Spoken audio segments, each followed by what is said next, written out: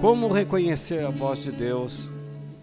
Nós vamos ter como versículo base 1 João capítulo 4, versículo 1. Deixe a sua Bíblia aberta lá, que daqui a pouco nós vamos ler.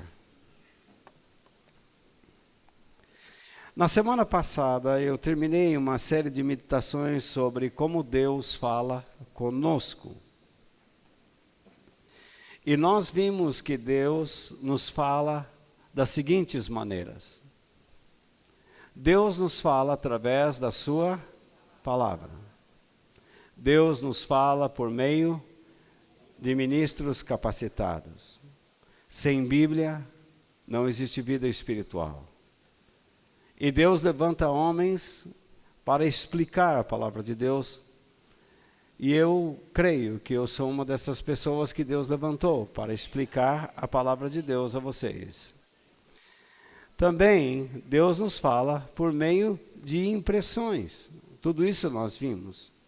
Às vezes nós estamos andando na rua, ou lendo a própria Bíblia, ou ouvindo uma mensagem de Deus, e alguma coisa, uma ideia, um pensamento surge dentro de nós. E um caminho, então, lá dentro de nós se estabelece. Nós vimos também que Deus nos fala através da dor. Entretanto, uma das maneiras mais impressionantes que eu vejo pelas quais Deus fala é através de impressões, porque isso pode acontecer em todo o tempo. Há pessoas que esperam que Deus lhes fale por meio de uma voz audível, mas Deus sempre está lançando uma ideia dentro de nós, uma impressão. E essa impressão está lá no nosso íntimo. Mas a coisa mais difícil é discernir se essa impressão ela vem de Deus ou não. Mesmo quando nós estamos ouvindo uma pessoa pregando, é difícil discernir se ele está falando pela Bíblia ou não. Hoje o Vanderlei me mandou um vídeo de um pregador dizendo que iria falar sobre prosperidade e que ele iria mostrar uma série de versículos na Bíblia e ele iria provar que isso está escrito na Bíblia. Não está. Do modo como eles estabelecem, não está. Por exemplo, você pode pegar um versículo da Bíblia e estabelecer nele uma série de conexões. Você pode estabelecer uma doutrina. E dentro do contexto que ele está colocado, ele não quer dizer nada sobre aquilo. Então as pessoas usam ideias retiradas da palavra de Deus, versículos, eles retiram dos seus contextos e formam pretextos. Então nós temos que tomar muito cuidado e nós precisamos saber discernir. Por quê? Porque nós estamos vivendo dentro de uma sociedade que existem muitas vozes. Nós estamos ouvindo muitas pessoas falarem. Nós ouvimos a voz de Deus, de anjos, de pregadores e até de demônios. E nós temos que entender que estas vozes que ouvimos podem afetar seriamente nossas vidas, no que se refere a casamento, relacionamentos, colegas e até mesmo dentro da igreja. Então, vamos ler o que João declara em 1 João capítulo 4, versículo 1. Vamos ler então. Já está com a sua Bíblia aberta aí? Diz assim: meus queridos amigos, não acreditem em todos os que dizem que têm o quê? O Espírito de Deus. Ponham à prova essas pessoas para saber se o Espírito que elas têm vem mesmo de Deus. Pois muitos falsos profetas já se espalharam por toda a parte. O que é que João está dizendo aqui? Que nós não devemos acreditar rapidamente em todos aqueles que dizem que têm o poder do Espírito de Deus agindo em suas vidas. Aqueles que trazem uma mensagem. Há pessoas que dizem, eu estou cheia do Espírito de Deus, então fale comigo. Então você recebe uma impressão. Tome cuidado para não acreditar naquilo que você recebe interiormente como uma impressão, ou mesmo uma palavra de terceiros, como sendo a palavra de Deus. É necessário tomar cuidado. É necessário ter muito zelo e responsabilidade e examinar pessoas e a nós mesmos e as impressões que nós recebemos à luz da palavra de Deus. João, então, nos dá uma ordem aqui. O que ele diz? Qual é a ordem que ele dá? Primeiro, não acreditem. Isto é, não seja rápido em colocar sua confiança em alguma mensagem qualquer. Em segundo, ponham à prova essas pessoas para saber se o espírito que elas têm vem mesmo de Deus. Então ele diz, coloque à prova. Correto? Ponham à prova. Significa verificar se aquilo que está sendo dito, ou recebido, ou sentido, realmente corresponde ao que está escrito na palavra de Deus. João, então, nos dá um motivo para que nós não acreditemos rapidamente nas pessoas e para que nós coloquemos à prova aqueles que dizem que têm o Espírito de Deus. Qual é o motivo que ele dá? Porque muitos falsos profetas têm se espalhado por todo o mundo, ou não é? Por toda parte. Você vê, João viveu no primeiro século. Já no primeiro século, a mensagem de Deus começou a ser deturpada. Logo de cara, começou a ser distorcida. Imagine em nossos dias, nós temos muitas pessoas pregando por aí, em rádio, TV, em tanta parte, em toda parte, que nós acreditamos, ou muitas pessoas acreditam rapidamente que esses homens são de Deus. E muitas vezes as mensagens que eles estão pregando não têm nada a ver com o que a Bíblia diz. Eu não estou condenando essas pessoas. Eu estou dizendo que nós devemos tomar cuidado, porque muitos deles estão enganados na maneira de passar a mensagem de Deus, porque eles passaram a acreditar numa, que eles chamam de verdade, mas algo distorcido. Então nós vemos muitas pessoas que a palavra de Deus diz que são lobos vestidos de cordeiro. Eles estão simplesmente querendo o seu dinheiro, querendo a sua presença, querendo números apenas. Eles não querem orientar, como nós vimos na semana passada, eles não querem motivar e aconselhar as pessoas a viverem uma vida que agrada a Deus. Então, nesta reunião, eu pretendo falar com vocês sobre algumas maneiras que Deus pode nos ajudar, através das quais nós podemos ajudar. São princípios. E então, eu vou colocar esses princípios aqui em forma de perguntas. Nós, se queremos saber se aquilo que nós estamos ouvindo é de Deus, se as impressões que nós estamos recebendo é de Deus, nós precisamos aprender a fazer as perguntas corretas. Eu vou dar 7 questões e através dessas perguntas nós descobriremos se algo é de Deus ou não. Nesta noite eu vou tratar apenas 2 delas, mas vou dar 7 agora para que você tenha em mãos. Aquilo que eu estou ouvindo está de acordo com o que a Bíblia ensina? Aquilo que eu estou ouvindo está de acordo com o que a Bíblia ensina? Se vocês estão escrevendo, escrevam rápido, porque eu vou avançando. Então, qual é a primeira? Eu quero ouvir todos falando. Vamos lá. Está de acordo com o que a Bíblia ensina? Tudo tem que estar de acordo com a palavra de Deus.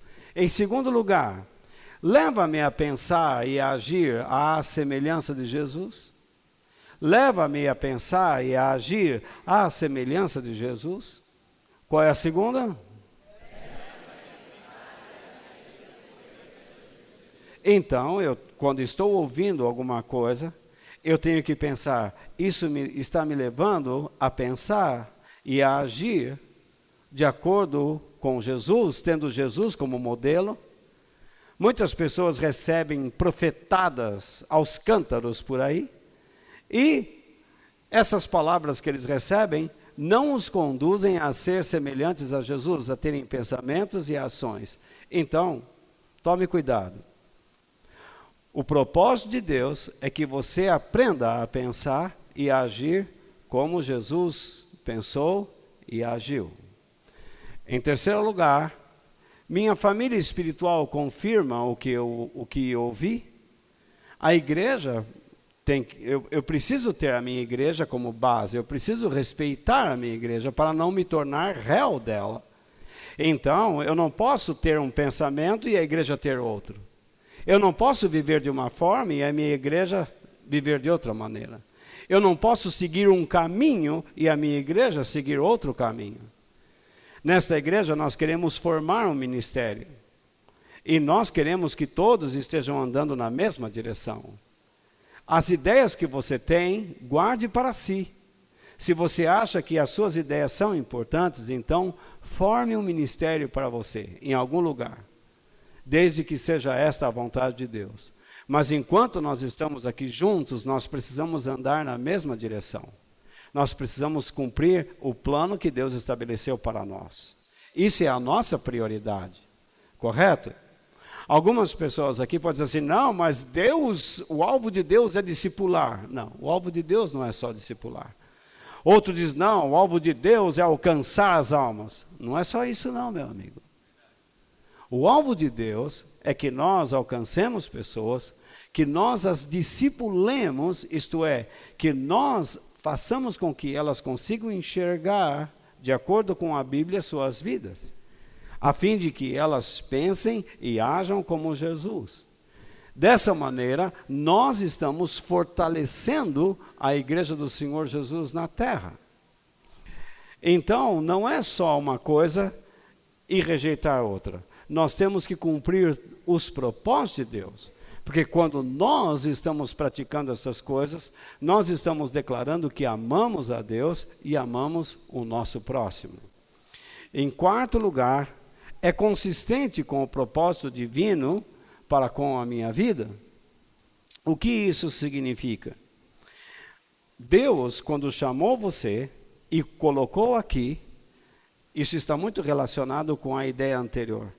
Deus deu um propósito de vida para você, dentro da igreja e fora dela. Então, se você quebra esse conceito, aquilo que você está ouvindo não vem de Deus. Tudo que Deus vai falar com você é para fortalecer sua vida espiritual, sua vida moral e a sua vida profissional. Por exemplo, Deus escolheu você para ser um advogado. E então você sente aquilo, entra na faculdade e você se forma. De repente vem uma pessoa e diz, não, o que Deus quer é que você seja engenheiro. Então começa a trazer confusão dentro da sua cabeça. E não é isso que Deus quer. Em quinto lugar, é um assunto da minha responsabilidade? O que isto quer dizer? Nós vamos discutir isso lá na frente em bom tom. Mas muitas pessoas, é incrível, recebem uma palavra de Deus que diz respeito a terceiros. Ora, se Deus tem uma mensagem para João, por que ele vai escolher a mim para falar com ele? Ele não é um pregador. Por exemplo, Deus me dá essa palavra nesta noite para compartilhar com vocês. Então o princípio é válido. Deus me dá uma palavra para compartilhar com terceiros. Mas eu estou cumprindo a minha vocação. Mas como é que pode você receber uma palavra, acerca do João, ou da Antônia, ou da Maria. Por acaso Deus é fofoqueiro? Por acaso Deus está querendo que você se intrometa na vida de alguém? Ele não é capaz de falar com aquela pessoa? Claro que é. Então, o assunto é de minha responsabilidade? Tudo isso nós vamos aprender, irmãos. Em sexto lugar, aquilo que eu ouço traz convicções ou separação? Muitas pessoas, quando vêm falar com a gente, eles querem implantar em nós um sentimento de culpa. Mas Deus, quando vem falar conosco, Ele condena o nosso pecado, Ele condena o nosso erro, porque Ele quer nos ensinar a maneira certa de viver. Não foi isso que nós lemos de início? Não foi? Deus, então, sempre está interessado em ensinar você a maneira certa de viver. Como é que alguém vem trazer uma palavra de condenação, de separação? No meio pentecostal, do qual eu vim e pertenço, eu sempre ouvi pessoas, desce o cajado é gostoso. É gostoso para o outro. Mas quando esta pessoa tem que receber uma cajadada, ela não quer. Ela fica furiosa, porque mexe nos seus conceitos, mexe nas suas tradições. Deus não fica por aí dando cajadada. O que Deus nos dá, às vezes, são algumas palavras duras e firmes contra atitudes erradas que nós estamos tomando, porque, como eu disse, Ele quer consertar nossas vidas. Ele não quer nos lançar fora, mas Ele quer nos aproximar. Mas Deus diz na Bíblia que Ele rejeitou. Sim, Ele faz isso também. Ele faz isso. Mas, antes de tudo, Ele tenta, de todas as formas possíveis, ganhar o nosso coração. Por isso Ele grita, filho, filho meu, dá-me o teu coração. Em sétimo, tenho segurança interior acerca do que ouvi? Muitas vezes, pessoas ouvem uma palavra e querem logo praticar isso sem ter segurança. É o que muitas pessoas dizem, a paz. Essa palavra me leva a estar colocado debaixo da soberania de Deus, me leva a estar debaixo do governo de Deus para que eu tenha segurança. Se essa palavra que eu ouvi, seja de terceiros ou por meio de uma impressão, e não me conduz para baixo do governo de Deus, e não me dá segurança, então eu não devo praticar isso nunca. Para que existe um governo? Para dar segurança às pessoas. Nós estamos assistindo agora um governo que não nos dá segurança. Você vê o estado da nação como está? Você percebe que os poderes conflitam entre si. Porque é um governo que passou, que não deu segurança nenhuma, e um governo que se instala por meio de deputados e senadores que não transmitem nenhuma segurança. Principalmente após as declarações da Odebrecht, que nós temos escutado, que quantos deles estão apavorados com essas declarações, com essas delações que serão dadas à justiça, ao Ministério Público. Então, se nós estamos debaixo de um governo que não nos dá segurança, nós ficamos perdidos. Ora, Deus, Ele nos dá a segurança. Jesus disse, eu deixo a vocês a minha paz.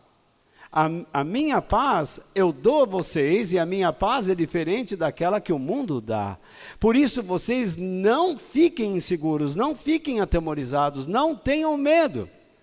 Então, se eu sei me colocar debaixo da direção de Deus, da soberania de Deus, Ele vai me dar confiança. Ele vai me encorajar. Vocês estão comigo, gente? Ou eu estou falando mole demais? Não? Na verdade, não há quem não tenha medo. Eu tenho medo, você tem medo, e todos têm medo. Todos nós passamos por situações de insegurança. Todos nós reclamamos em algum momento. Não é aí que se encontra o pecado. O erro está em você manter essa condição, em você ser constante nessa condição negativa. Então aí estão os 7 princípios que nós vamos estudar ao longo de algumas semanas, correto? E eu espero que seja uma bênção para a vida de vocês. O primeiro então, está de acordo com o que a Bíblia ensina? Isto é, aquilo que eu ouço está de acordo com o que a Bíblia ensina? Esse é o primeiro que nós vamos meditar e ele faz parte da nossa meditação nesta noite. E então, em Lucas capítulo 21, versículo 33, o que está escrito lá? Você pode abrir sua Bíblia nesse verso? Lucas capítulo 21, versículo 33. Enquanto você abre a palavra de Deus no livro de Lucas, preste atenção numa coisa. Deus nunca contradiz a sua palavra escrita. Veja só, veja bem. Você está abrindo, vou esperar vocês abrirem, porque está tão difícil achar Lucas, não? Vamos lá. Quem achou, diga amém. Quem não achou, diga, eu estou no caminho da salvação. Ninguém tem coragem, né? Então vamos lá. Veja só. Deus não contradiz a sua palavra escrita. Diga depois de mim. Deus não contradiz a sua palavra escrita. Deus não contradiz a Bíblia. Muito bem. Agora nós precisamos entender por que isso. O que que Jesus disse em Lucas capítulo 21, verso 33? O céu e a terra desaparecerão. O que ele fala sobre o céu e a terra? Irão desaparecer. Isso é uma verdade que você tem que crer. Aí ele usa uma conjunção adversativa.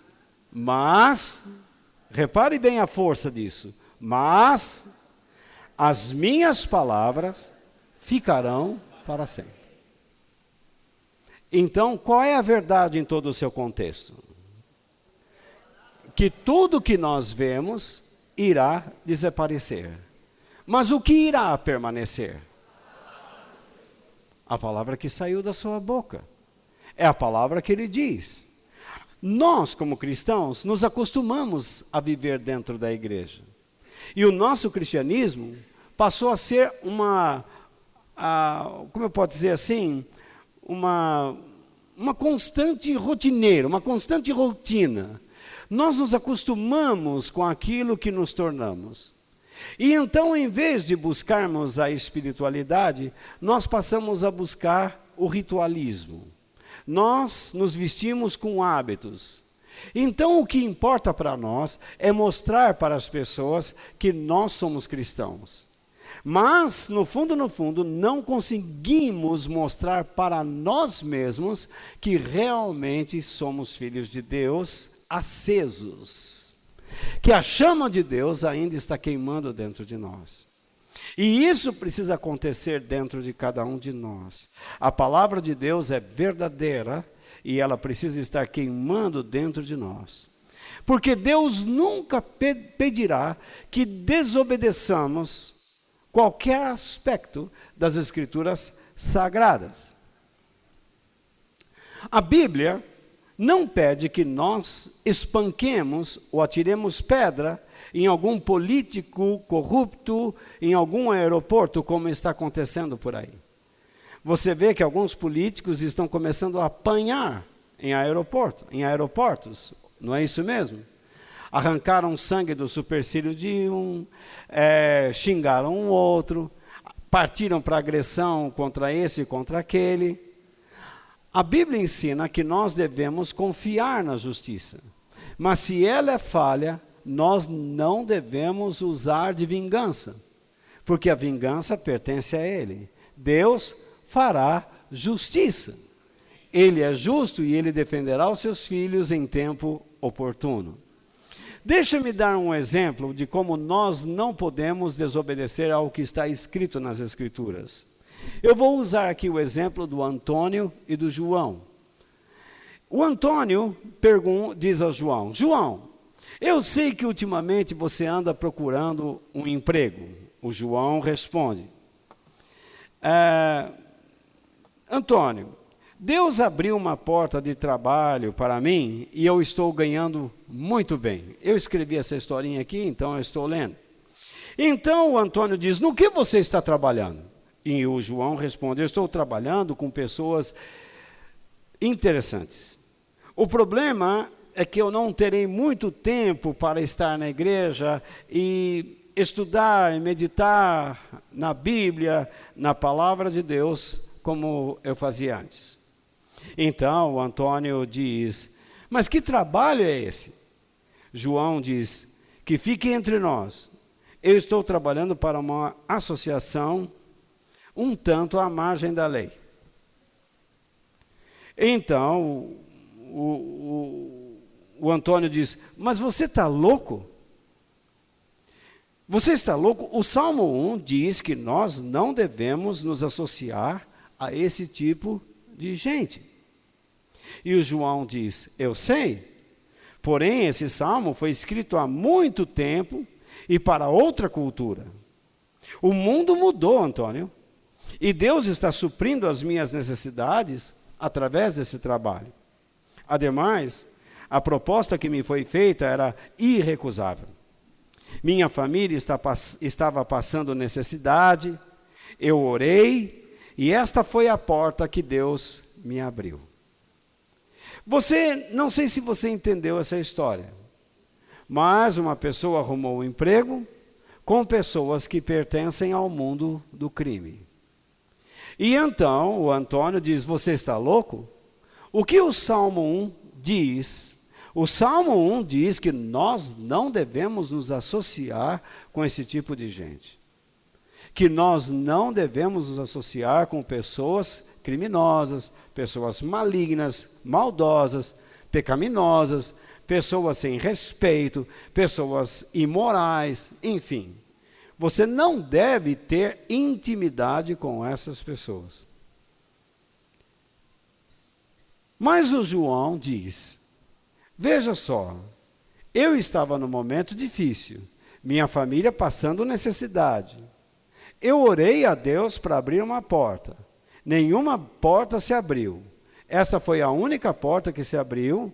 A oferta era irrecusável e eu estou trabalhando lá.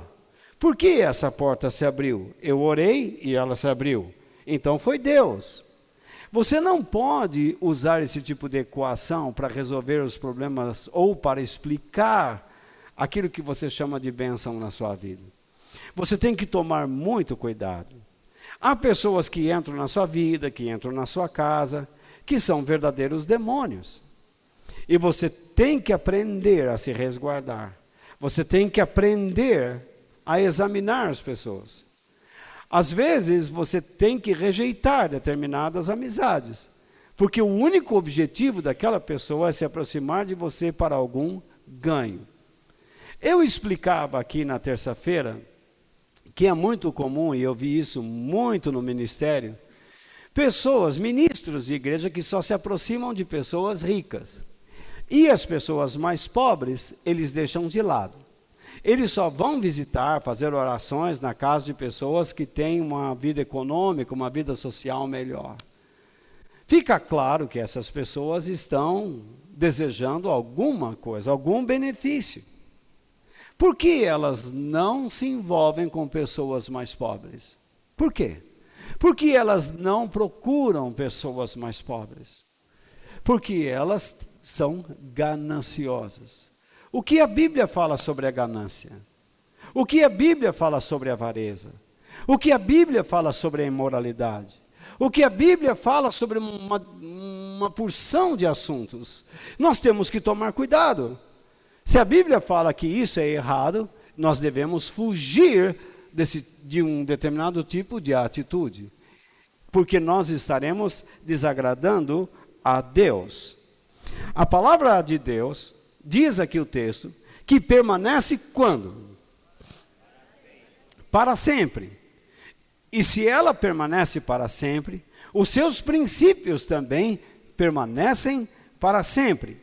princípios tanto espirituais como princípios morais.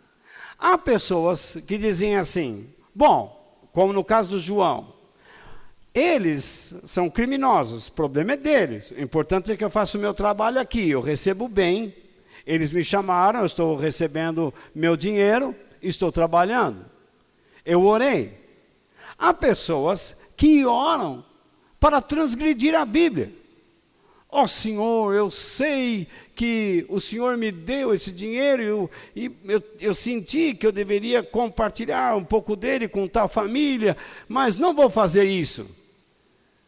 Então o que acontece? Ele ora para transgredir um princípio da Bíblia.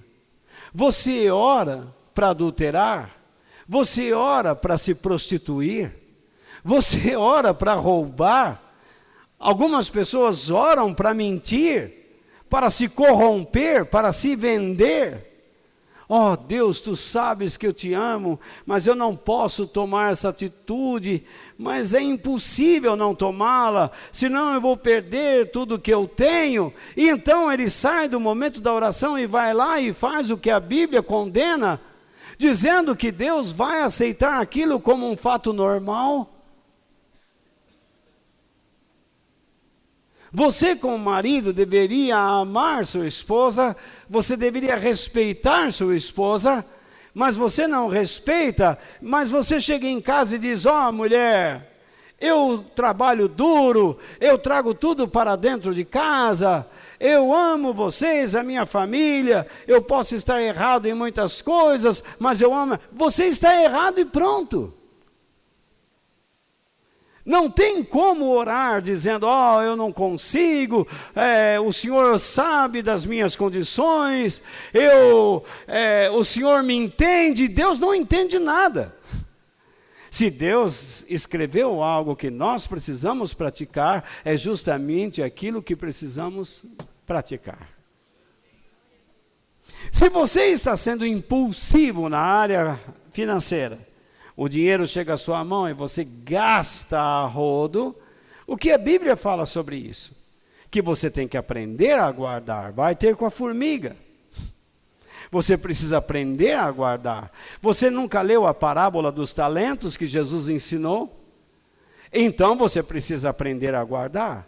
Mas se você é uma pessoa impulsiva, você está errando, porque a Bíblia diz que você não deve viver dessa maneira. Mas você diz, ó Senhor, eu quero aquilo, eu quero isso, eu quero aquele outro, eu tenho condições. Mas você precisa saber, se Deus quer que você gaste nisso e gaste naquilo. Deus diz, não seja impulsivo, aprenda a guardar. Controle o seu ímpeto. Se você não faz isso, você está errando. Veja só, meu irmão. Vamos supor que no domingo alguém chegue para mim e diga assim, Walter, você precisa ir à igreja hoje. Então você diz, eu vou orar. Eu não preciso orar sobre isso, porque eu sei o que a Bíblia diz. Eu simplesmente vou para a reunião e pronto. Então alguém diz assim, Walter, você precisa desenvolver sua fé. Vou orar sobre isso. Eu não preciso orar sobre isso. Eu simplesmente sei que está escrito na Bíblia que eu preciso desenvolver minha fé, que eu preciso fortalecer outras pessoas. Se eu não faço isso, eu estou errado. Como alguém pode chegar para mim e dizer assim, você é uma bênção, sendo que eu engano os meus irmãos, sendo que eu roubo meus irmãos, sendo que eu sou um péssimo marido, um péssimo filho? Então alguém diz assim, Deus tem um plano na sua vida. O único plano que Deus tem na minha vida é que eu respeite meu pai e minha mãe, porque eu sou um péssimo filho. O plano que Deus tem na minha vida naquele momento é que eu passe a amar minha esposa, a cuidar dela, a cuidar da minha casa, porque eu tenho sido um péssimo marido. O plano que Deus tem para uma mulher é que ela pare de ser mandona em casa e ela procure fazer com que o seu marido seja um homem espiritual e não ganancioso, avarento. Ela não deve participar desse espírito. É esse o plano que Deus tem. Agora chega alguém e diz, não, Deus tem um plano maravilhoso na sua vida, quando Deus não quer ou não fala que você deve consertar algo que não se assemelha à vida de Jesus Cristo. Jesus foi um excelente filho. Jesus foi um excelente líder.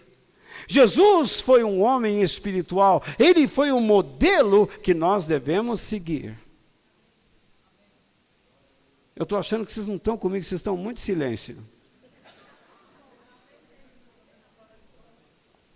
Então, veja só, se eu não ouço uma palavra que me leve a pensar e agir na semelhança de Jesus, como eu posso, isso nós vamos discutir mais um pouquinho já, como eu posso acreditar naquilo?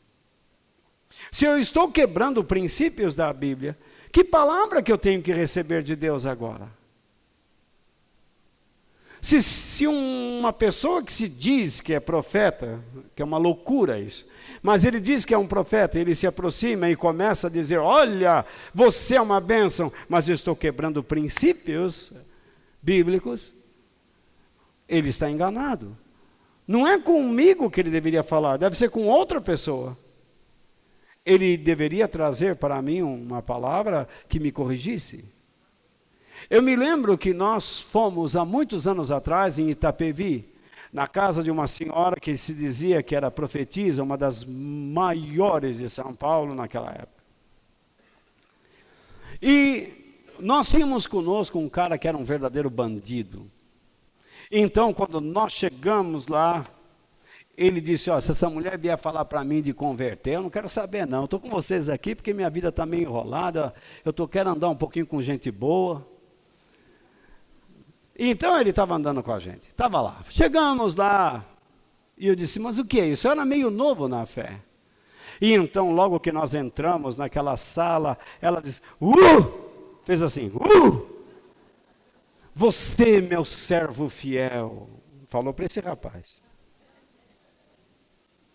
Deus te escolheu, meu servo fiel.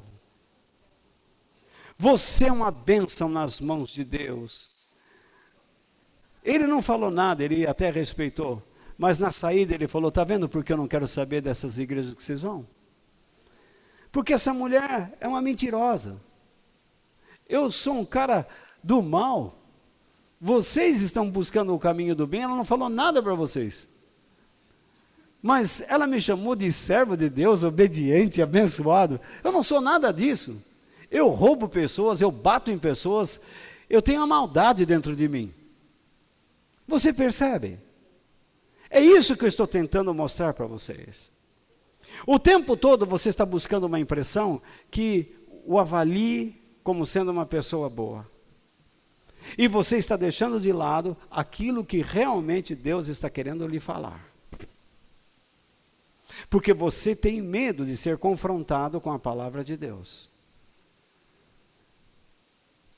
Você diz assim, eu sei que Deus quer que eu me comprometa com Ele, mas devo esperar um pouco, deixa eu melhorar um pouco. Como é que você pode achar que você pode melhorar sem Deus na sua vida? É impossível. A Bíblia diz que você tem que entregar o seu coração agora. A Bíblia diz que você tem que começar a aprender agora. A Bíblia diz que você tem que ser um homem de Deus agora.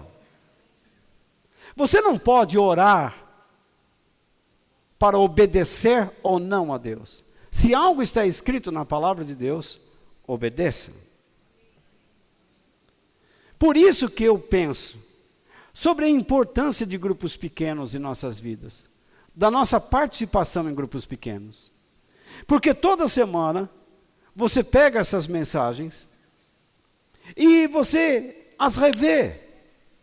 Você lê novamente os textos bíblicos. E você deveria memorizá-los. Esse deve ser o seu esforço. A cada semana você deve chegar àquela reunião com os textos bíblicos praticamente já memorizados. Assim que eu termino de digitar, Eu mando pelo celular aos condutores as minhas notas, não corrigidas, diga-se por passagem. Então, alguns erros estão lá, mas eu mando por antecipação, para que você tenha todo o contexto.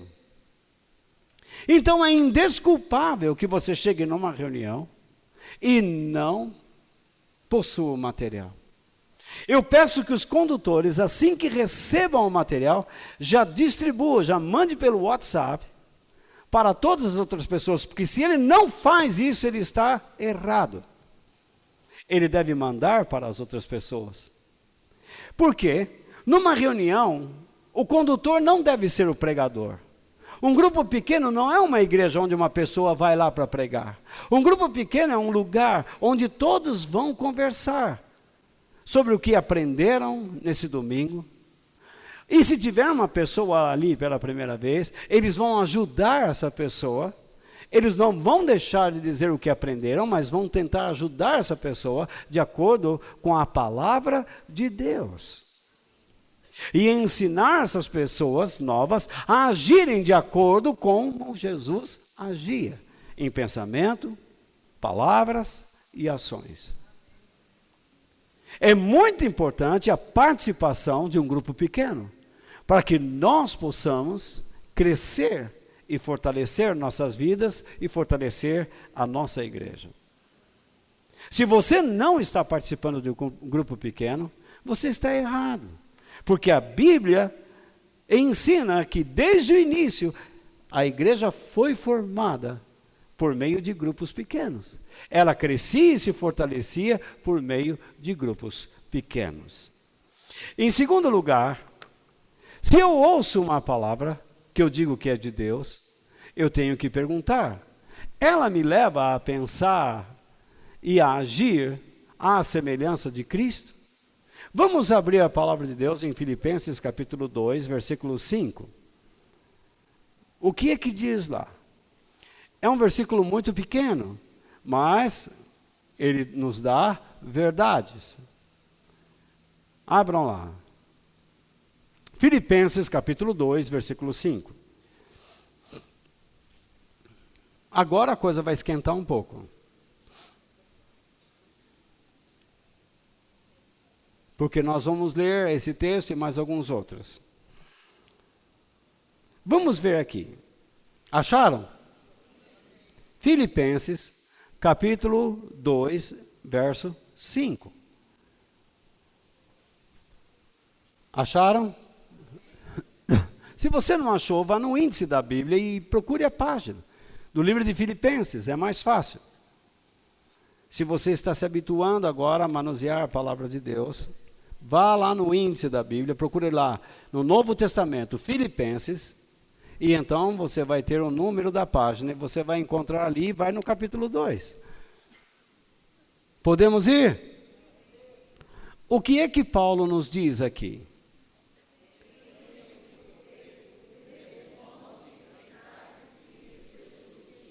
Veja só o que ele diz. Tenham entre vocês o quê? O mesmo modo de pensar que Jesus Cristo tinha. Então eu não estou falando bobagem.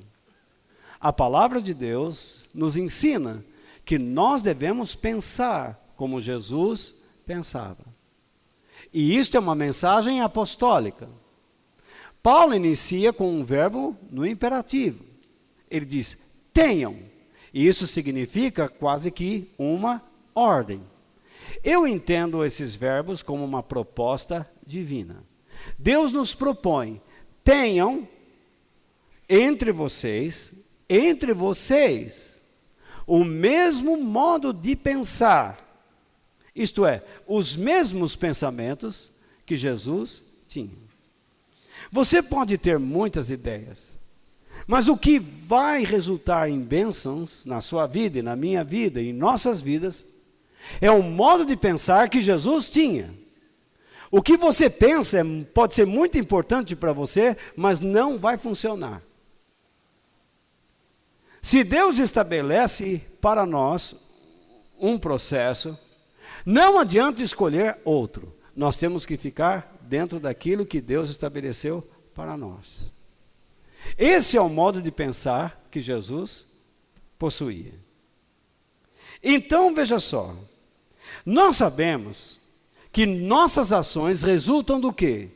Dos nossos pensamentos. Você pensa e você vai produzir. Pois são os nossos pensamentos que dirigem nossas vidas. Se você diz assim, eu sou um fracasso, você vai se tornar um fracasso? Não. Se você rebater essa ideia, você não vai. Mas se você construir a sua vida sobre este pensamento, então você vai se tornar um fracasso. Você às vezes pode dizer, numa vez que você errou, você deu uma martelada no dedo, então você diz, eu sou um fracasso. Mas você não é. Você põe o dedo na boca, esfrega no cabelo, não sei por que a gente esfrega na cabeça, no couro cabeludo. Ou você põe gelo e você volta a martelar. Ou não é? Aí você percebe com mais calma que você acerta o prego. Que você acertou o dedo porque você foi meio descabeçado. Você foi muito descuidado. Mas você disse, eu sou um fracasso, mas você não é. Você diz assim, quer saber de uma coisa? Eu estou desanimando. Só porque você disse isso, você vai desanimar? Eu já vi igrejas que a pessoa chega lá e diz assim, sabe, eu estou desanimando. Então alguém chega lá e começa a dizer assim, você não pode dizer porque é o diabo que está falando através da sua boca. Não tem nada de diabo aí. Não tem nada de diabo. Simplesmente significa um sentimento que você está expressando naquele momento de lamentação. O que essa pessoa deveria fazer? O que ela está dizendo? É o diabo que está falando através da sua boca. Essa pessoa não está falando por Deus. Às vezes até o diabo que está falando por meio dela. Porque ela está fazendo o quê? Ela está levando você para se aproximar de Deus ou separando você dele? Separando você dele. Ele está trazendo para você culpa, condenação. Isso não é de Deus, gente. Nós estamos falando entre irmãos. Nós não estamos falando com pessoas fanáticas que perseguem o cristianismo, que perseguem o Espírito Santo, que perseguem a Bíblia e o próprio Deus.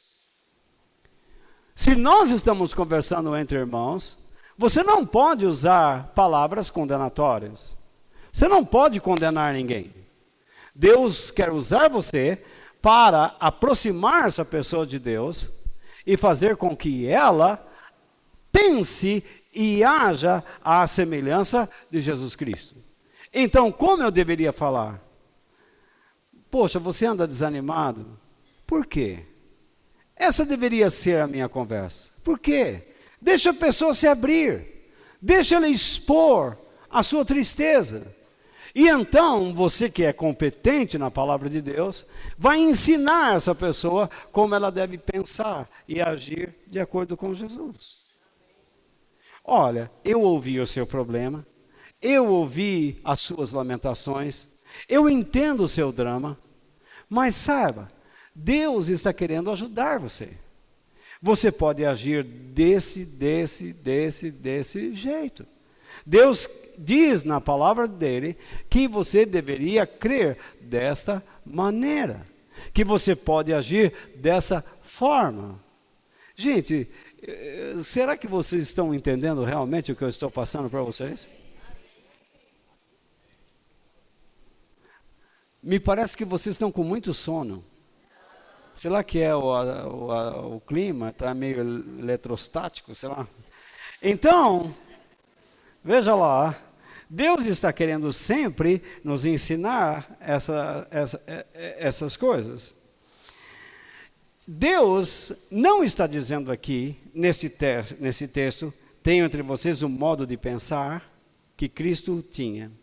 Ele não está dizendo que se você pensar igual a Jesus, você será como se fosse um Deus. Você então vai conseguir controlar sua vida. Não. Mas se você pensar com os pensamentos de Cristo, você será uma pessoa mais dedicada a Ele, mais consagrada a Ele, e Ele terá maior possibilidades de abençoar sua vida, muito mais. Ele vai abençoar você muito mais, se você aprender a pensar como Jesus pensava. Você terá uma vida poderosa nas suas mãos. O que Deus espera de nós, como filhos dele, é que nós estejamos sempre dentro do processo espiritual que ele estabeleceu. Eu disse terça-feira passada aqui, muitas pessoas, quando vão iniciar sua vida cristã, eles querem ver o resultado. Eu vou para aquela igreja, mas se Deus não me der o que eu quero, então não volto mais. Não é assim? Desde quando igreja é para você vir para receber alguma coisa? Jesus não criou a igreja para esse tipo de benefício.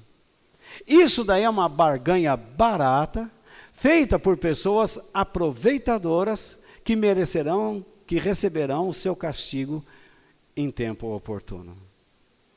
Você diz assim, hoje eu não vou lá, hoje eu vou lá naquela igreja do irmão, porque eu sei que lá tem uma oração poderosa e eu sei que ele vai orar por mim e vai acontecer na minha vida. De repente não acontece, porque você está só olhando os resultados.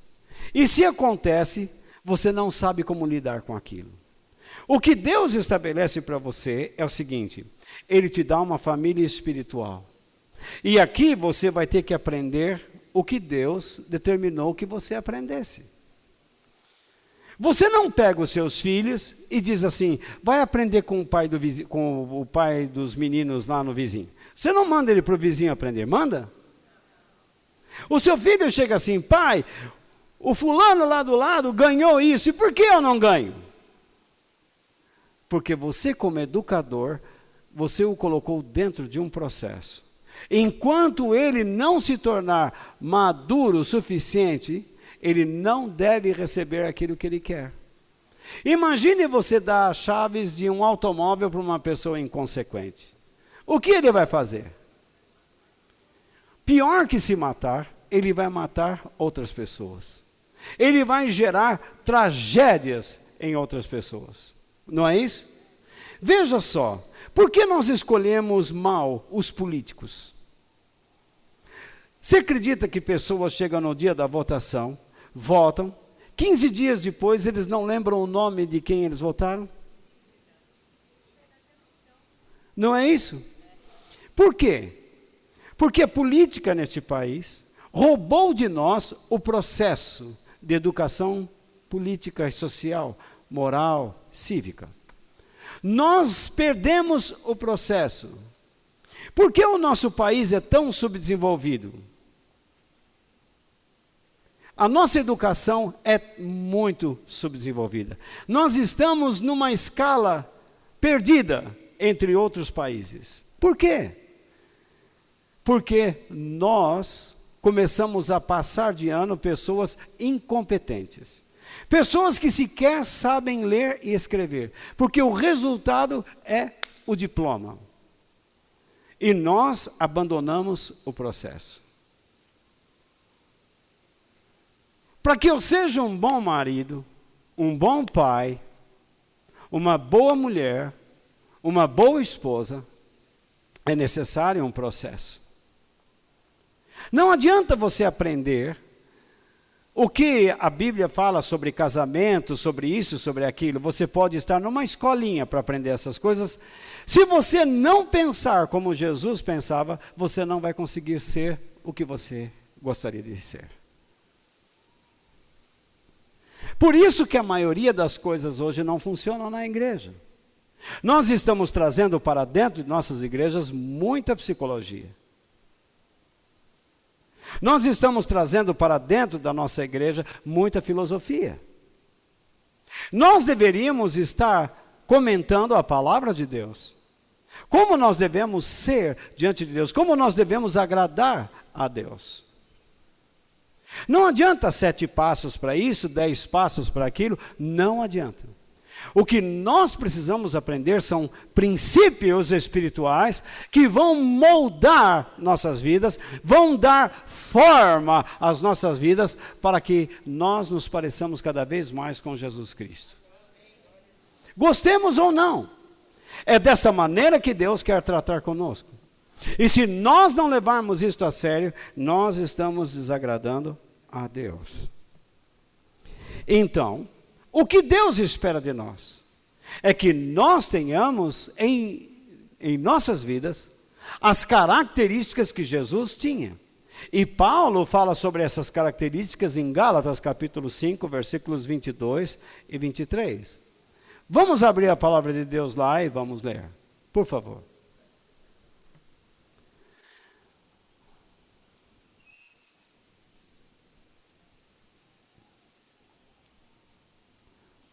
Livro de Gálatas, capítulo 5, versículos 22 e 23.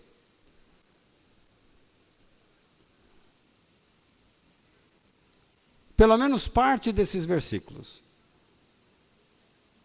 O apóstolo Paulo está falando de uma guerra, de uma luta que existe dentro de nós, entre o velho homem e o novo homem. Entre a carne e o Espírito de Deus. Essa é a guerra espiritual que nós temos. Mas o que a igreja fez? Diz que a nossa batalha espiritual é contra o diabo. Pura bobagem. Você nunca vai vencer o diabo se você não estiver lutando antes contra si próprio.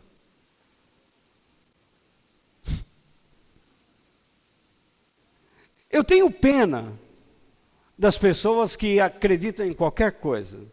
Porque é mais fácil lutar contra o diabo do que lutar contra si próprio. É mais fácil você lutar contra um ser espiritual já derrotado pelo nome de Jesus, do que lutar contra os seus desejos, contra as suas paixões. Então o apóstolo Paulo diz o que o Espírito de Deus produz dentro de nós. No verso 22 ele diz, o Espírito de Deus produz o quê? O amor, a alegria, a paz, a paciência, a delicadeza, a bondade, a fidelidade, a humildade e o domínio próprio. Ponto. Essas são as qualidades que Jesus demonstrou enquanto ele viveu sobre a terra. E Ele está trabalhando em nós para que possamos expressá-las também, porque afinal de contas, a Bíblia ensina que Jesus vive dentro daquele que se entregou a Ele. Não é? Deixe-me dizer uma coisa. Vocês já viram pessoas dizendo assim, ó Senhor, eu quero aprender a amar. Eu quero amar. Eu não consigo amar. Vivem orando para amar. A Bíblia ensina como amar. Se você vê uma pessoa com sede, dê um copo de água para ela. Se você está vendo uma pessoa com fome, dê alimento para ela. Isso é amar. Então uma pessoa está com uma fome, com uma baita fome diante de você, e você diz, ó Deus, o que é amar?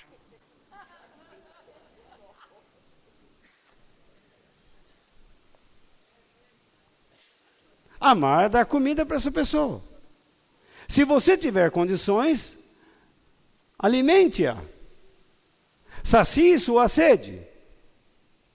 Chega uma pessoa diante de você com algum problema para falar, você fala, mas você fica olhando para tudo quanto é lado e menos para a pessoa. Aí a pessoa fala, você entendeu? Senhor, me ensine a amar, a ajudar pessoas. Mas você não ajuda. Para ajudar uma pessoa, você tem que ter paciência, delicadeza, coisa que às vezes nos falta. O que diz aqui? Nós temos que ter amor, alegria, nós temos que ter paz e estar debaixo da orientação de Deus, paciência, delicadeza, bondade, fidelidade, humildade, domínio próprio. O que você tem que entender é que quando você está ajudando uma pessoa, você não pode ter só amor. Você não pode pegar uma dessas coisas e falar assim, bom, agora eu quero demonstrar alegria. Vou entrar na igreja, olá, irmão! Como se fosse o Silvio Santos. Tá, tarará, tá, tarará. Não! Está tudo errado. Em qualquer ação que você se expor, todas essas coisas trabalham em conjunto.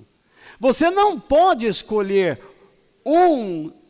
uma dessas características e rejeitar as outras. Vamos supor que você tem um inimigo e você, de acordo com a palavra de Deus, descobriu que você tem que amá-lo. Então você diz assim, olha, a Bíblia diz que eu tenho que amá-lo, você dá um abraço, fica com Deus, Deus te abençoe. Isso não é amar. Isso é uma política exagerada da hipocrisia. Para amar uma pessoa, você precisa praticamente, lógico, o amor. Você precisa ter alegria, isto é, prazer. Essa alegria não é alegria aqui, ó. É o prazer que você tem em servir a Deus. Essa é a alegria que ele está falando aqui. É a alegria que você tem dentro de si em servir a Deus. Você não pode amar uma pessoa sem esse prazer. Imagine, Deus abençoe, mas dentro da sua mente falando, não, esse cara é uma desgraça. Deixa eu falar assim, para ele acreditar em mim, para ele acreditar em mim.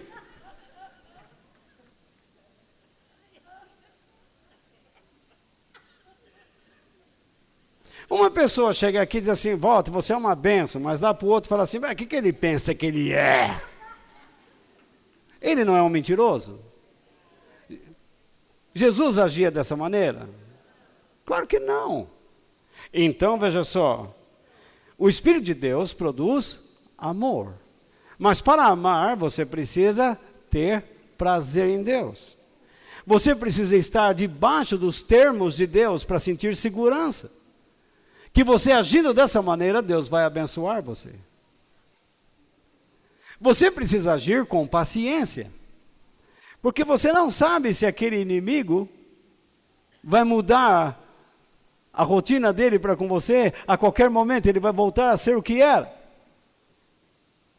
Você tem que ser delicado, educado, coisa que às vezes nos falta. Eu me lembro algumas vezes em que eu fui indelicado aqui com vocês e na outra reunião voltei aqui pedir desculpas. Porque fui indelicado, porque eu não agi de acordo com a palavra de Deus. Em algum momento eu deixei o nervosismo aflorar, a raiva, e falei de uma maneira que não deveria, ou não devia. E tive que voltar e pedir desculpas. É necessário que haja bondade, fidelidade, humildade, dependência de Deus e domínio próprio.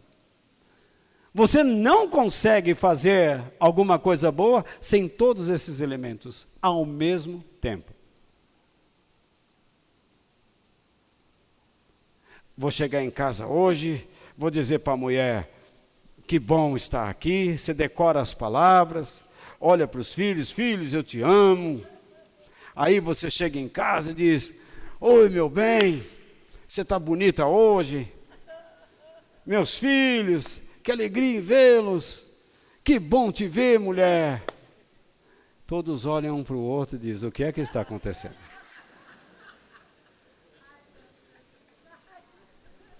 Porque aquilo não é verdade. Fica estampado na cara da pessoa que ele não é verdadeiro. É fácil você reconhecer a pessoa gananciosa. É fácil você reconhecer a pessoa mentirosa. É fácil você reconhecer aquela pessoa que está tentando se aproveitar de uma situação e que não quer ter compromisso sério. É fácil ver. Suas atitudes mostram. Ele escolhe um desses elementos aqui, dessas características, e tenta demonstrar que é aquilo. Olha como eu estou alegre hoje. Mas daqui a pouco ele está condenando alguém. Ele é indelicado. Ele deveria ser submisso, mas ele não é. Ele deveria dominar seus ímpetos, mas não domina. Ele não tem domínio próprio. Ele fala pelos cotovelos. Ele fala o que quer. Ele ofende todo mundo. Isso acontece com a mulher, com o marido, com o filho, com o pai, com a mãe, com o colega. Você vê como nós deveríamos estar nos policiando?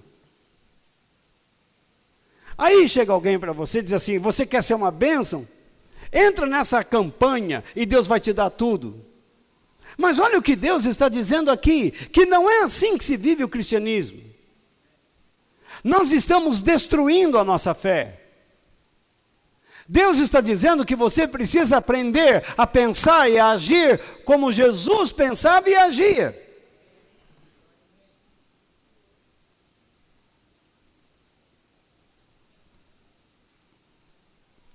Você não precisa orar sobre coisas que a Bíblia já declarou que você tem que fazer.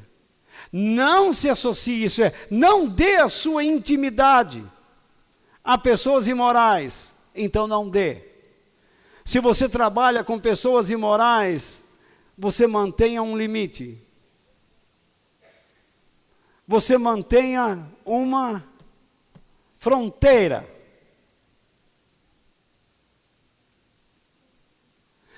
Se você convive com pessoas que desonram seus pais, você não vai fazer isso. Porque você sabe o que a palavra de Deus diz. Como que Deus vai falar com você? Você sai dessa reunião e diz assim: bom, agora nós vamos para um lugar bacana, e lá vocês fazem tudo o que quiser, pensando que estão construindo um grande relacionamento de namoro. Você sabe o que a Bíblia diz sobre questões morais. Você sabe o que a Bíblia diz sobre questões de construção. Você está desobedecendo. Não é à toa que você chega aqui e não consegue ouvir o que Deus está falando através da minha vida. Não é à toa que você não quer anotar nada. Não é à toa que você fica usando o seu celular para passear de página em página, em vez de prestar atenção. Deus diz: escreve.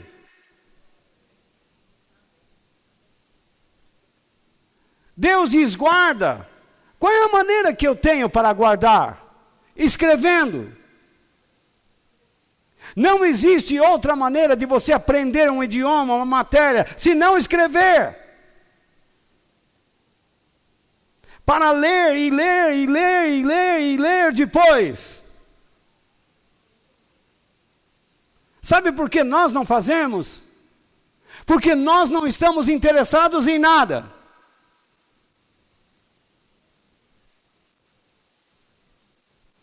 Mas eu espero que o Espírito de Deus nesta noite possa dizer a você que você precisa mudar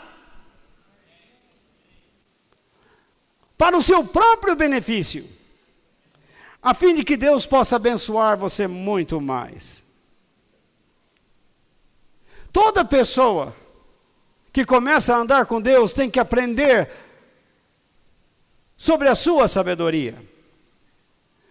E o que diz a palavra de Deus no livro de Tiago? Por favor, vá no índice, você que não sabe, vê onde está Tiago e vá direto lá. No livro de Tiago, capítulo 1, versículo 5. O que está escrito lá?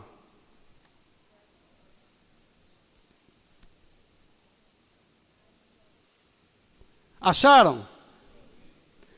Está escrito: mas se alguém tem falta de sabedoria, peça a Deus, e Ele a dará, porque é generoso e dá com bondade a todos. Quantas vezes aparece o verbo dar aí?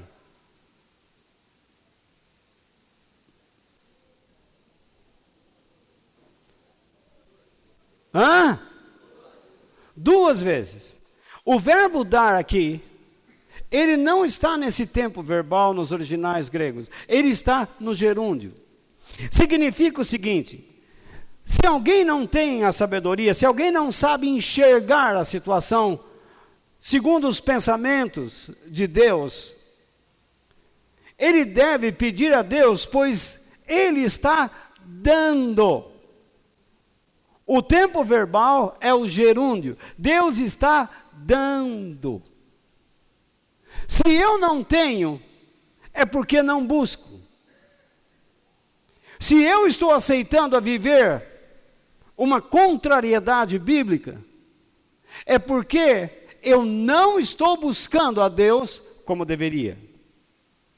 Se a minha vida não está sendo abençoada por Deus, e a bênção não tem nada a ver com questões financeiras, mas tem que ver com a minha prosperidade interior, com a graça de Deus dentro de mim. Se eu não estou aceso nas mãos de Deus, é porque eu não estou buscando corretamente. Para que serve essa sabedoria divina? Para que serve a sabedoria divina? Se não nos levarmos a uma vida de semelhança a Jesus Cristo.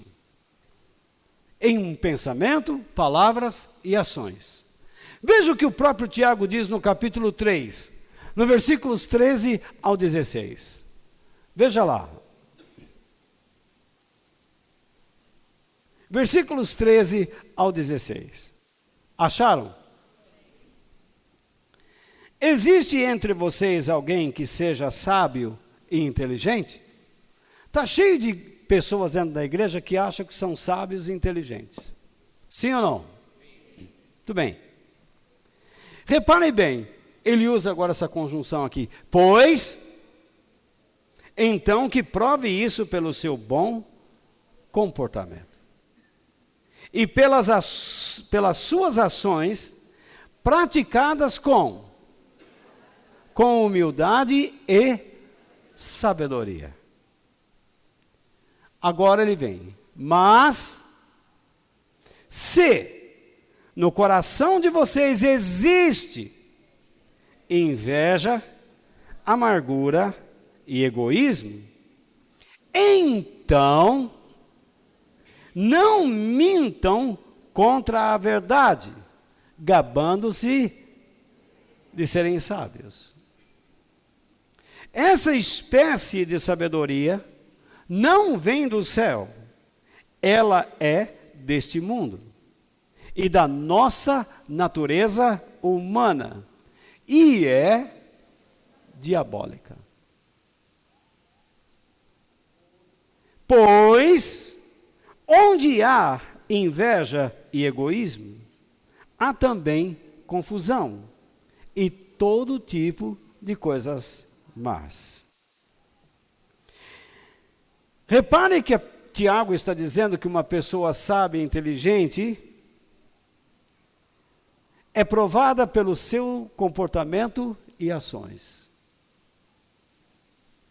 Uma pessoa que diz, não, eu sou de Deus, a maneira de provarmos que ela é de Deus é ver como ela está se comportando e o que ela realiza pelo reino de Deus. Você nunca saberá se uma pessoa realmente é de Deus se você não conviver com ela.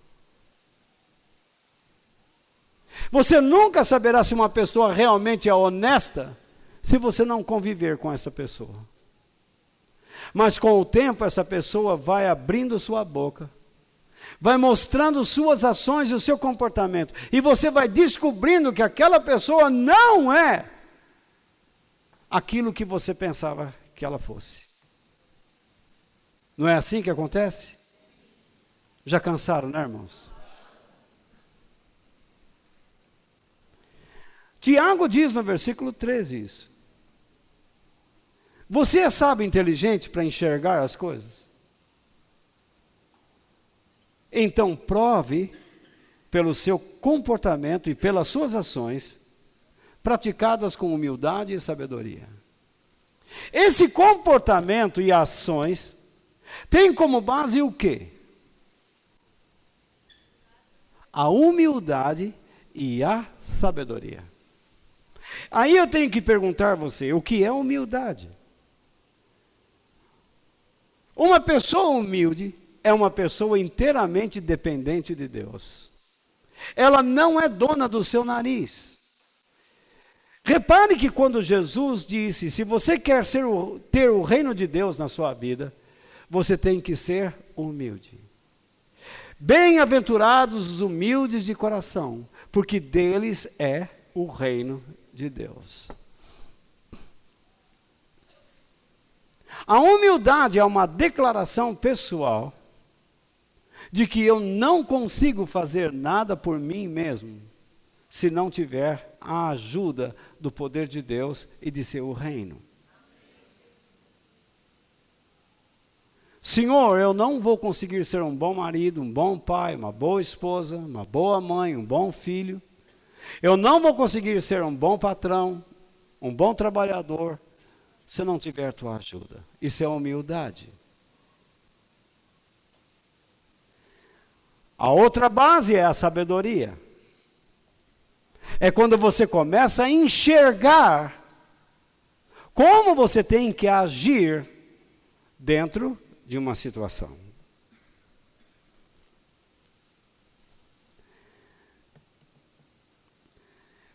O que é que diz aqui no versículo 14? Vamos ler em voz alta. Mas, se o coração de vocês existe inveja, amargura e egoísmo, então não mintam contra a verdade, gabando-se de serem sábios. Uma vez que Tiago diz que o nosso comportamento e nossas ações têm que ter como base a humildade e a sabedoria, ele fala agora do coração que está afastado de Deus, que está cheio do quê? Vamos lá?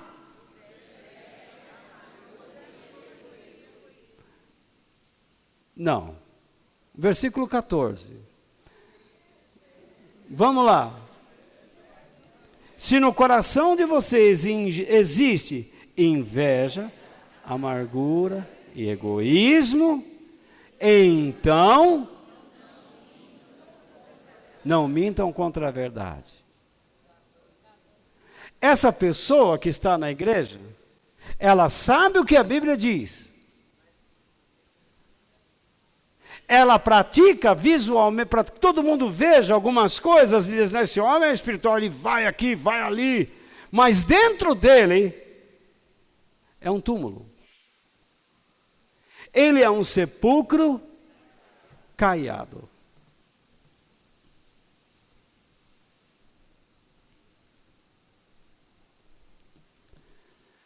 Eu conheço muitas pessoas que têm o hábito de, nas entrelinhas de suas palavras, elogiar a si próprio. Dizendo-se sábios. É muito comum você observar a maneira como as pessoas falam. A soberba da expressão. Ele diz assim, eu estava num lugar, mas as pessoas lá, puxa vida. Mas se ele diz, eu estava lá, mas comigo é assim, ó, falei. Ele libera todo o seu orgulho. Essa pessoa não é digna de confiança. Essa pessoa está prestes a levar um tombo dentro de si. Ela vai continuar enganando pessoas que não conhecem a palavra de Deus, mas não continuarão enganando aqueles que estudam a Bíblia. O verso 15 revela uma verdade. Vamos ler o verso 15. Essa espécie de sabedoria não vem do céu. Ela é deste mundo, é da nossa natureza humana e é diabólica. O que é que torna algo diabólico?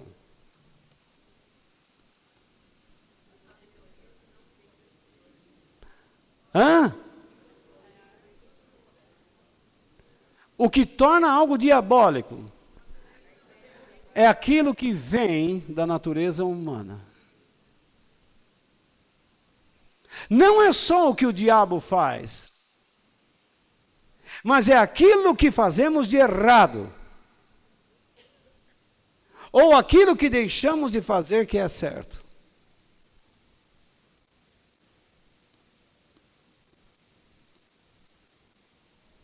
A nossa influência é diabólica. Imagine o mal que uma pessoa pode causar no seu casamento, nos relacionamentos e com colegas, quando ela não age pela sabedoria de Deus e não tem a humildade como base.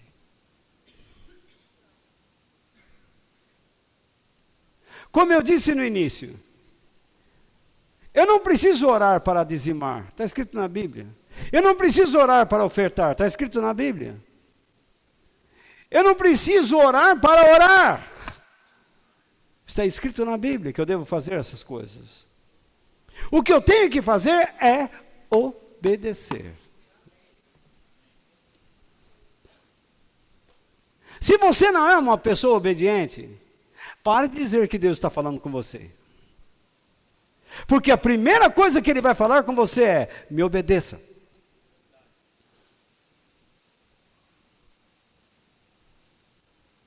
O que nós precisamos fazer, meus irmãos, com todo respeito, é começar a retirar nossas máscaras.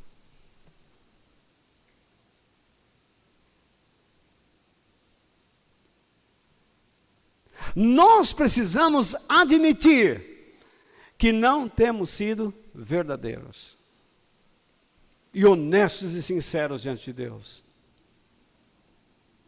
E que não adianta nada a religião de gritos. Aleluia! E daí? Os profetas de Baal fizeram isso e foram mortos. E Elias simplesmente disse: Senhor, e choveu fogo dos céus. Deus mostrou para Elias naquela caverna que ele não está no sensacionalismo, mas na calma, onde você é capaz de refletir, de pensar e agir segundo Deus. Nós falamos sobre a humildade e da importância da sabedoria, mas o que ela é? No versículo 17 do capítulo 3 de Tiago, está escrito o seguinte, leiam comigo em voz alta: entretanto, a sabedoria que vem do céu, primeiro que tudo, eu não estou ouvindo vocês lerem, eu pedi para todos vocês lerem, vamos lá?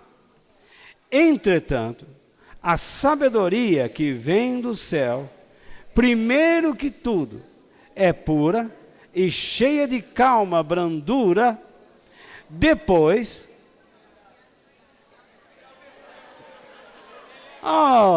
eu usei uma versão, eu coloquei aqui na folha porque eu não consigo virar as páginas da Bíblia, desculpa, irmãos, mas eu estou com o efeito ainda da quimioterapia.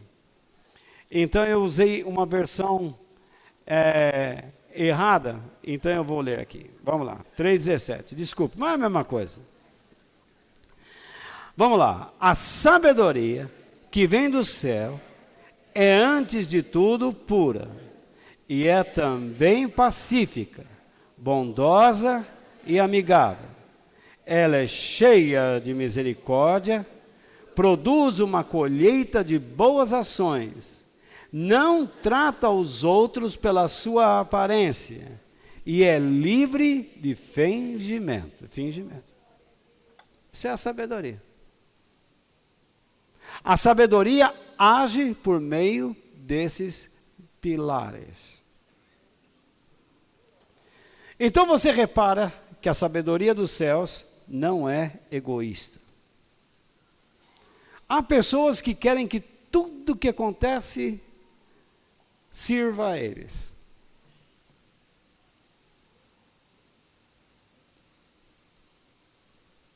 Mas eles realmente não servem a ninguém. E se servem a alguém, somente a quem lhes interessa.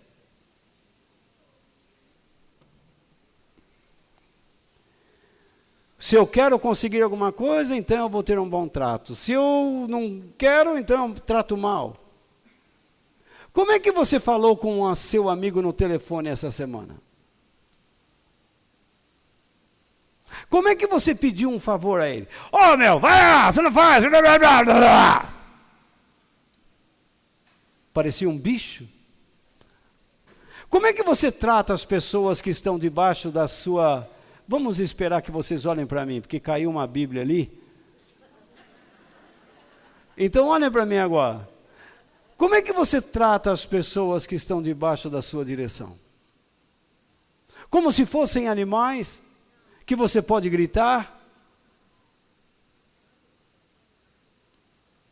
Como é que você trata os seus filhos? Gritando com eles? Como é que você trata a sua mãe e seu pai? Gritando com eles o tempo todo? Olha o que é a sabedoria aí.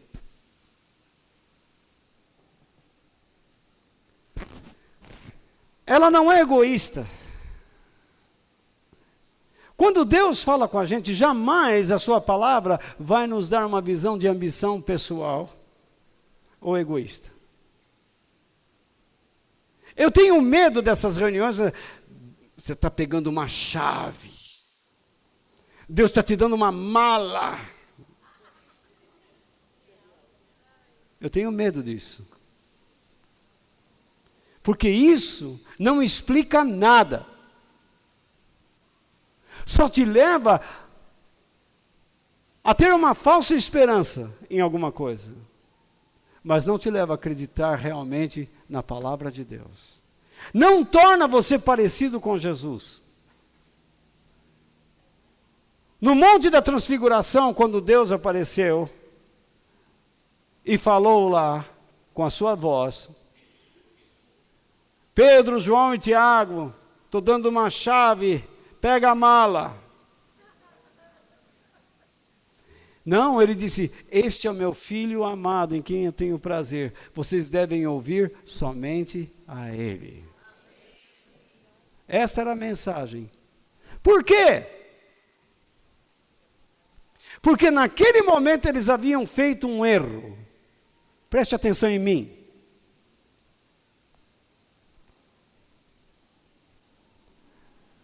Quando eles tiveram uma visão de Moisés e Elias, o que eles pediram? Vamos fazer uma tenda para eles. Então Deus interveio. E deu uma palavra certa. Chega de ouvir Moisés e Elias, vocês devem ouvir o meu filho. Como é que Deus vai falar coisas para você se você está errando em coisas elementares?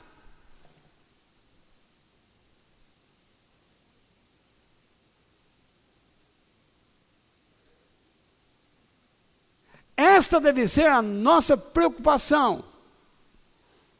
E está na Bíblia que Deus corrigiu na hora.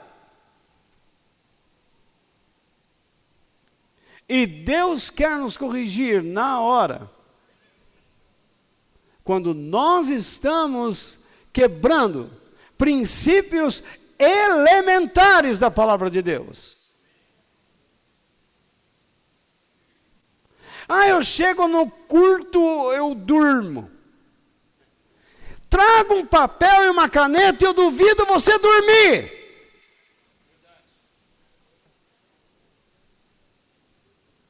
Entregue-se mais. A palavra de Deus sempre promove harmonia e não o conflito. Chega alguém dizendo assim para você: minha filha, teu marido, aquele demônio, Deus vai pegar ele. Aí você chega em casa e fala assim: seus dias estão contados.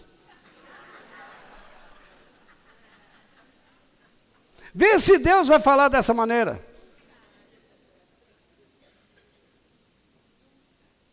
Por pior que seja o seu marido, minha irmã,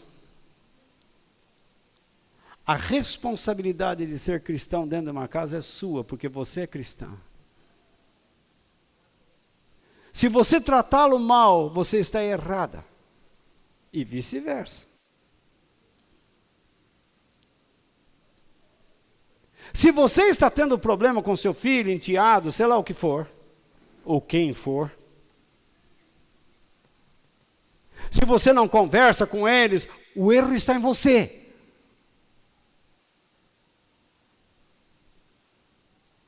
A menos que você não seja cristão.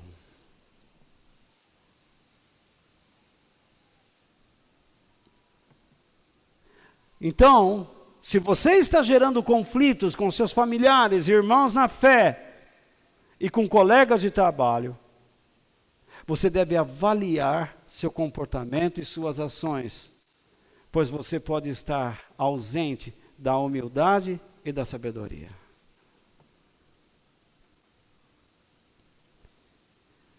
A sabedoria de Deus é repleta de bondade, ou seja, misericórdia. E ela nunca vai nos levar a um espírito vingativo, de ódio ou condenatório. Você não vai chamar pessoas para instigar o mal dentro de um ambiente.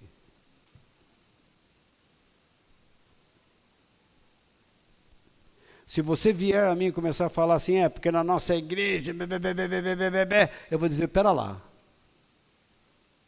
A nossa igreja tem muitos defeitos que Deus está trabalhando, mas é uma igreja séria. E vou dizer com toda tranquilidade, é um oásis nesse deserto que nós estamos vivendo aí.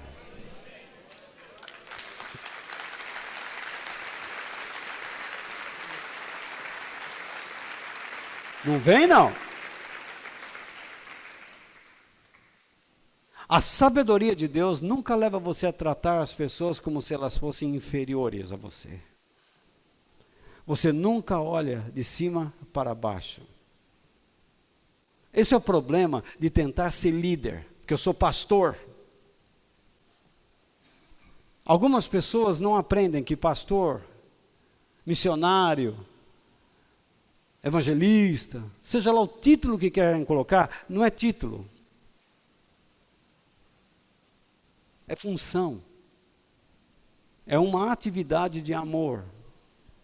E ele tem que mostrar paciência, delicadeza, blá, blá, blá, blá, blá, blá.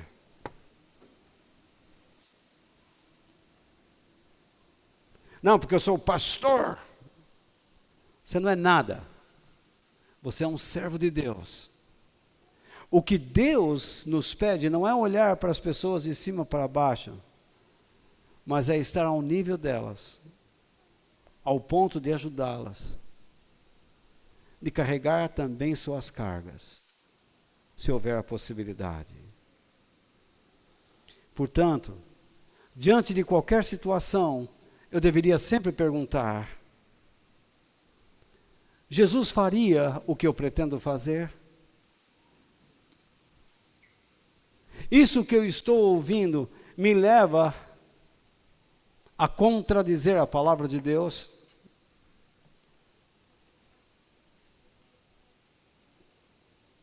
O que eu estou ouvindo me faz semelhante a Jesus?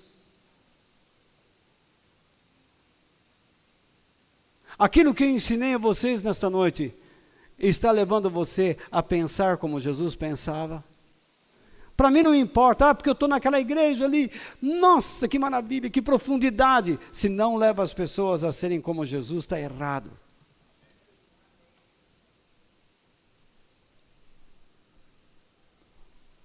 Porque a reunião foi uma bênção, você precisa ver, teve fogo, teve língua, teve não sei o quê, caiu um anjo do céu, tropeçou, caiu arrumamos as asas dele e saiu voando. Foi uma coisa fabulosa, foi uma coisa do outro mundo. Jesus veio, andou no nosso meio e esticou as mãos na cabeça de todo mundo, nossa, você precisa ver como todo mundo, houve uma coisa, eu quero ver 2, 3 dias depois. Eu já passei dessa fase.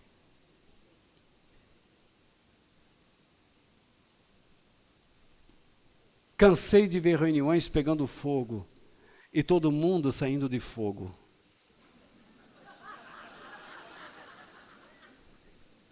Sem serem sóbrios. Eu quero ver 2, 3 dias, 2, 3 semanas depois. Se aquilo perdura. Qual o resultado daquilo?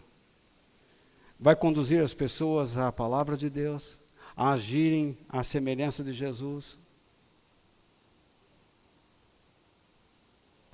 A semana que vem eu vou falar sobre outras coisas. Eu espero que Deus tenha falado com você nesta noite, em algum momento. Então, que Deus nos abençoe. Amém, irmãos.